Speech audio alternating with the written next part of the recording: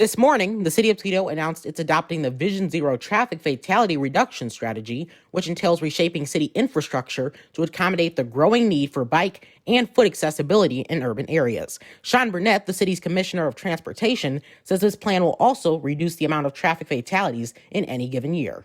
One of the things that successful cities do is that they make sure that the city is walkable, safe for pedestrians, bike friendly, and that we're using the best possible engineering and planning decisions when it comes to pedestrian, vehicular, and multimodal safety. He adds that the plan will take place across a span of 10 years, with the target date being 2031 for when the number of traffic-related fatalities reaches zero.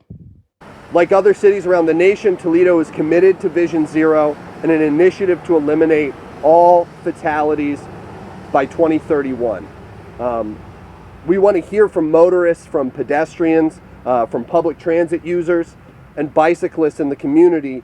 The city says Toledo is the first city in the state to adopt this model, and Councilmember Sam Meldon says Toledo could serve as a model for much larger Ohio cities. There's a lot of coastal cities, so this seems like a network that has started on the coast and is kind of moving inward. But it is true that in Ohio there are no other cities, so we're excited to be one of, if not the first, in the state of Ohio to apply ourselves to this. But when these changes go into effect, will speeders comply? I asked Councilmember Meldon that very question. You had mentioned people blowing through stop signs, but who's to say that people are going to be compliant once this is going into effect? Yeah, so enforcement and compliance is always really, really important.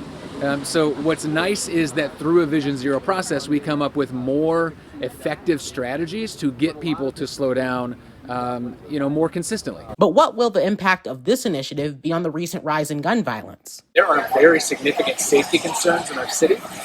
I don't know how connected those are, to be honest. I think that much of what I'm talking about, we're going to see come back in full force when school comes back in session and kids are walking to and from school. The city is seeking your input on this initiative. Just go to toledo.oh.gov/0 to learn more and fill out the attached survey. The city says through your feedback, they can make the necessary changes that will result in fewer fatalities. Reporting in Toledo, I'm Jaden Jefferson.